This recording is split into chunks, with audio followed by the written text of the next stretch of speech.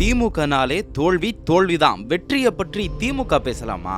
திமுக 1949 வருஷத்துல செப்டம்பர் 17 தொடங்கப்பட்ட கட்சி. இந்த 76 வருஷ காலத்துல திமுக ஆட்சியில இருந்தது எவ்வளவு காலம் தெரியுமா? வெறும் 26 வருஷம் தான். மிச்சம் இருக்க 50 வருஷமா தோல்வியை மட்டும்தான் சந்திச்சிருக்காங்க. தமிழ்நாட்டோட வரலாற்றுல இங்க அதிக காலம் ஆட்சியில இருந்த கட்சி அதிமுக தான். 1976 வருஷம் ஜனவரி 31 திமுக ஆட்சி கலைக்கப்பட்டது. தமிழ்நாடு வரலாற்றிலேயே, ஏன் இந்திய வரலாற்றிலேயே ஊழலுக்காக கலைக்கப்பட்ட ஒரு ஆட்சி திமுக ஆட்சி தான். எம்ஜிஆர் காலத்திலேயே 13 வருஷம் தொடர்ச்சியா வனவாசம் போன கட்சி திமுக. 1991, 2011 தேர்தல்கள்ல எதிர்கட்சியா கூட வர முடியாம போன கட்சி திமுக.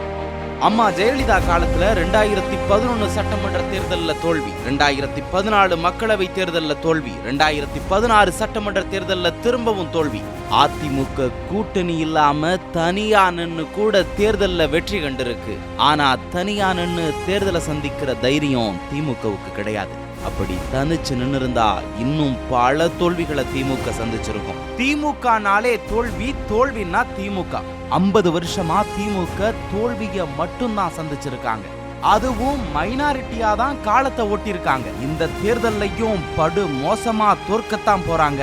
ஏன்னா தோல்விங்கிறது திமுகவோட டிஎன்ஏலயே இருக்கு.